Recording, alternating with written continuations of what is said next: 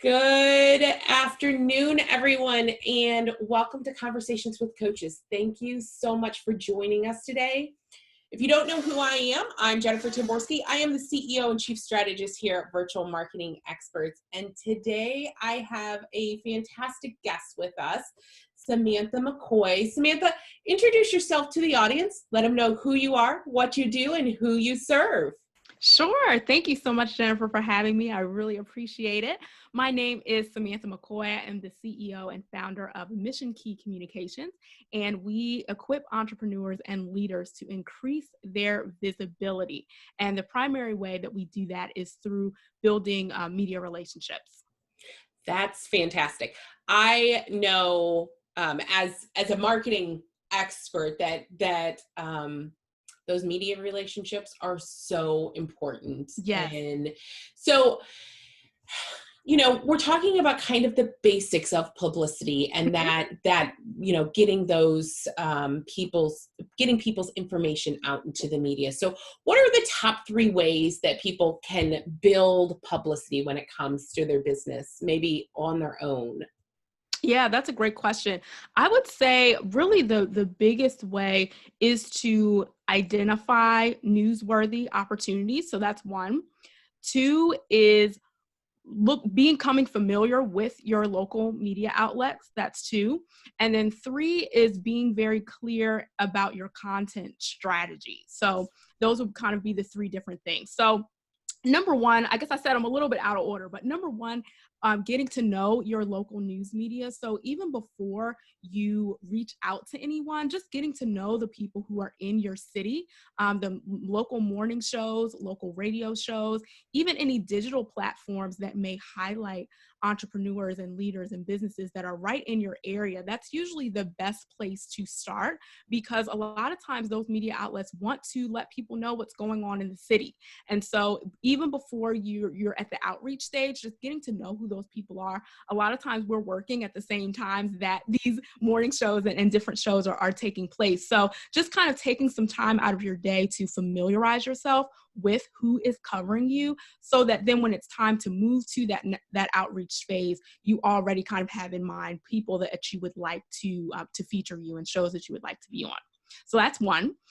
2, I would say identifying, 2, I'll say content would be number 2, really being clear about what your content strategy is and making sure that you remain visible. So what I mean by that is, how are you working to position yourself in front of the audience that you already have?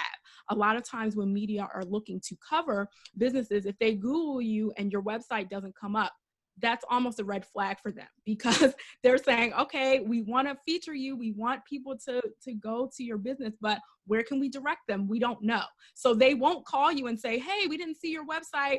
What can we do? When is that going to be up? No, they're just moving to the next business, because time for them, time for them is of the essence. And so we're now, we all know we're on the 24/7 news cycle.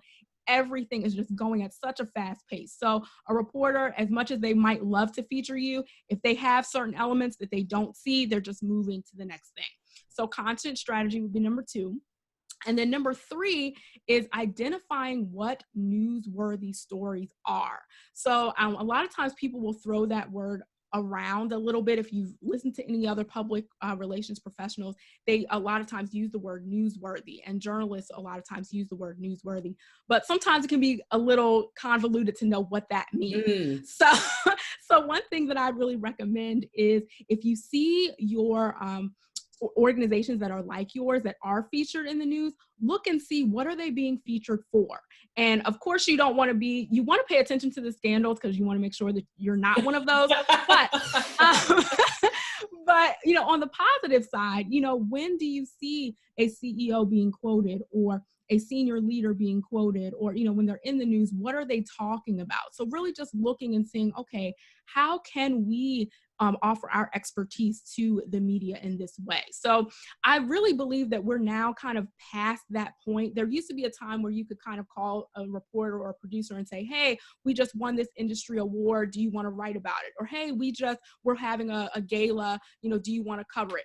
Now, unless you're in a really niche trade publication, that is not necessarily going to be as much of a catchy event, because the news, they want to know, okay, that's great for you, but why should our audience who may not be in your industry, why should they care about this? So really Right. tying yourself into a larger story. So I know I said a lot of things. Yeah, I mean, but it's all incredibly good information. So, and we're kind of circling kind of probably before, this is a question I probably should have asked before the last question, but for those small business owners and, entrepreneurs, why do they want to be on media? Like what's the benefit to them to be on your local news station? Yeah, that's a great question. And a lot of times, sometimes business owners don't necessarily understand the benefit, especially with, so many other things going on, especially if you're just starting, or if you're a one person shop, 2 or 3 person shop, you're like, okay, that's great, but we don't have time for that. And I would encourage you definitely to take some time to learn about media relations and being featured on media, because what it does is it gives you another level of credibility. So what I mean by that is there's one way for you to get in front of your audience through your email marketing, through your social media channels. It's content that you are producing yourself, which is called owned media. So that's definitely one way to position yourself in front of your audience and also potential customers. But what a media outlet does is provide you with earned media. And so that basically means that a third-party outlet is giving you a platform to share your expertise with an audience that you may not ever be able to reach on your own. And so that's really what the benefit of media is, because reporters and producers, they can't just invite anybody onto TV. They're not able to. They have to have a set of criteria that they're looking for, and they have to have a certain vetting system that they go through in order to determine the people that they bring onto their show. So what media visibility does is it shows, okay, yes, we are not only saying we're experts, but this third party platform that is not a customer of ours and it's not one of our staff people, they are also showing that they have enough trust in us to put us on a platform where we can give our expertise to a wide audience. Yeah, so it kind of provides validation Yes, that you know what you're doing and you're doing it well. definitely. So if someone doesn't have media contacts, how do they go about finding them? Yes. Are there lists they can buy, software? What do they do to go about getting those contacts? Yes, I would say one of the great things about this digital age that we are in is a lot of the barriers to entry are being lowered and removed. So there was a time when media contacts were very exclusive. It was almost impossible to get them unless you were just kind of in the know and in that inner workings of media. Now, with the digital age that we're in and the shift to social media platforms, there are a lot more organic ways to research. So I'll give a couple ways. So on the organic side, you can do some Google searching. There are some websites that you can go to that have, even the paid ones, they still may have certain journalists listed on there, and you might be able to get a certain level of contact information. So it might not give you all of it, but you can get certain ones. So for example, muckrack.com has lists of journalists, and you can log on, even if you're not a subscriber, and see just certain journalists who are in particular industries. And even without going into the tools, more organic than that, when you open a lot of digital newspapers now, like Washington Post, I'm saying Baltimore Sun because I'm on the East Coast, so I'm just thinking about those outlets. But when whatever news publication is in your area, the digital version of that will have the reporter's email address often in the byline, which is that little line that's right under the headline of the story. And so a lot of times you can reach right out to them, and it's that email that goes straight to them. So that is a way that you can leverage and get to know those media contacts without having any software at all. Another opportunity is through social media. A lot of journalists are on Twitter, and some of them have their Twitter handles, and some of them will actually have their email in their Twitter bio, and they will say, do you have a story? Contact me. So, some of them are becoming a lot more open, because right now, journalists are not even necessarily, and I probably should not say this as a PR professional, but journalists are not necessarily relying on us to give them story leads. They're really saying, hey, if Jennifer comes to us with this amazing story, we're going to talk to her. We want to talk directly to her. So, there's a lot of ways where, reporters want to engage with the people who are right on the ground doing the story. And so if they don't need a third party, if they can kind of skip that, sometimes they will. So again, something I probably should not say. But even with that, if you are engaging with the media directly, the benefit of working with a public relations professional is they can show you those right steps so that you are engaging with the media the right way the whole time. Yeah. I mean, I know that just like with anything, right, with your digital media or your email marketing or any pieces of that, you always want to make the best first impression. Mm-hmm. And that's really where a publicist can come in handy when it comes to working with the media. Yeah. They can really help you clean up that pitch. Yes. So it's hitting in the right ways. So talk about people's online presence when it comes to pitching for journalists. I know you said earlier about making sure you have a website. What other type of things should they make sure that they have?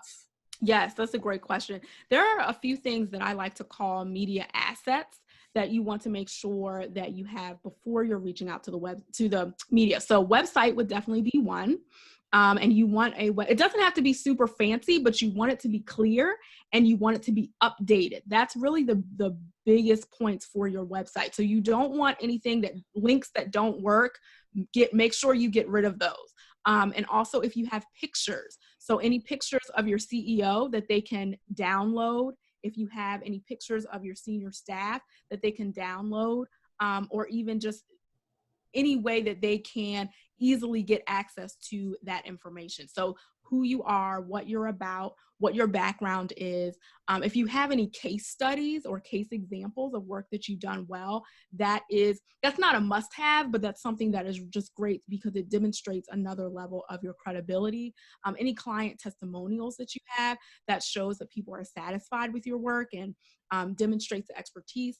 And then also another thing, which is a plus, this is again not a requirement, but if you have a press room. So if you do start to get interviews and start getting, featured on different platforms, even if it's a YouTube channel or, anything like that, you want to keep those in your press room because it demonstrates you public speaking. A lot of times the media outlets are also looking for, can this person speak succinctly?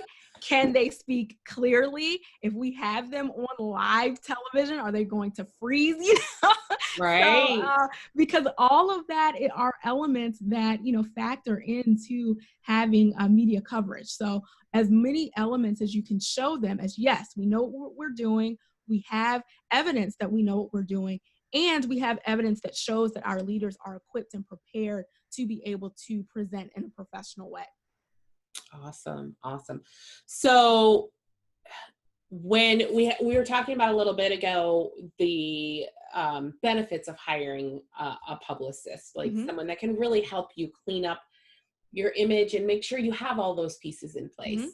So how do people go about doing that? Like, what's the best way to find a publicist? How do they know who's a good publicist, who's not a good publicist? All of those questions that come up. Yes.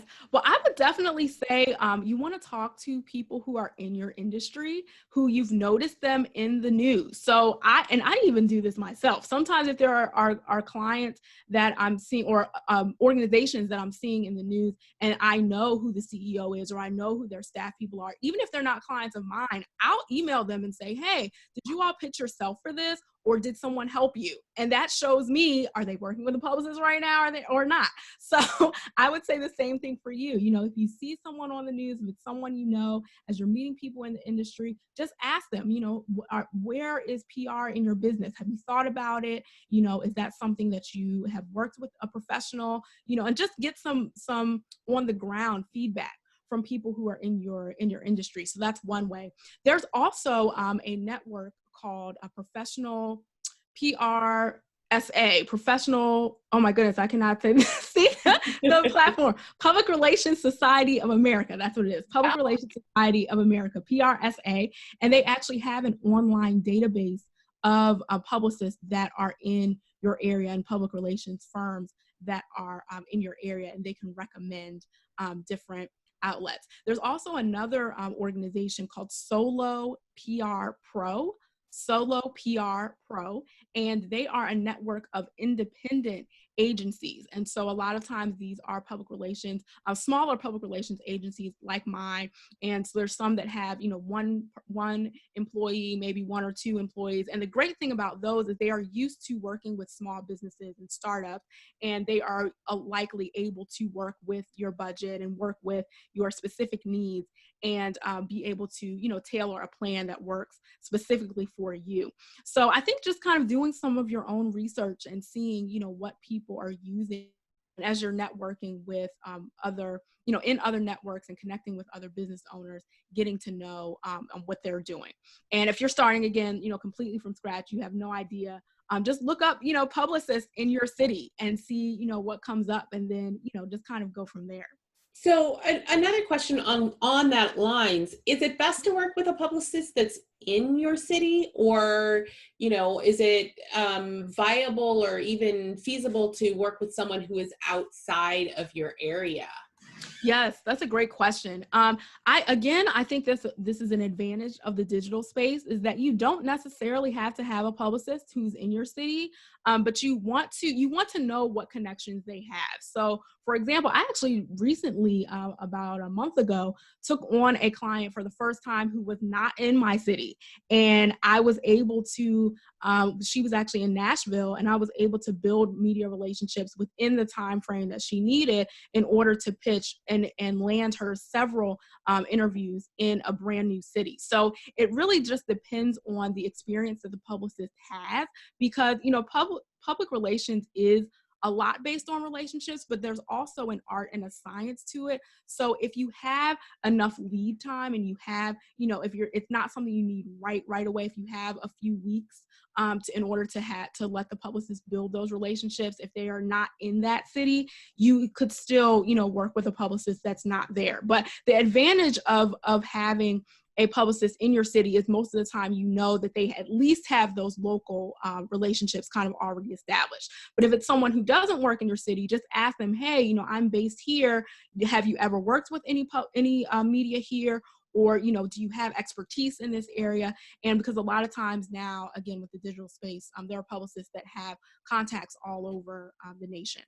Yeah, that was so much information and so much valuable information that we've just shared with our audience. And we're coming towards the end of our chat, but I wanted to give you the opportunity, if someone's interested in connecting with you, what's the best way to go about doing that? Yes, excellent. The best way to connect with me is through my website. So I am missionkeycommunications.com. So Mission Key Communications with an S.com. And I actually have a scheduling link on my website where you can schedule a chat with me, or you can schedule a consultation. So those are the two options that you have to get in touch with me. Awesome. I'm going to have all of those links in the show notes below. And I just wanted to thank you for joining us today, Samantha. You gave us some incredible information about publicity and really how to use it and why to use it in our business. So I am so appreciative having you. Thank you everyone for joining us, and we hope to see you soon at our next chat.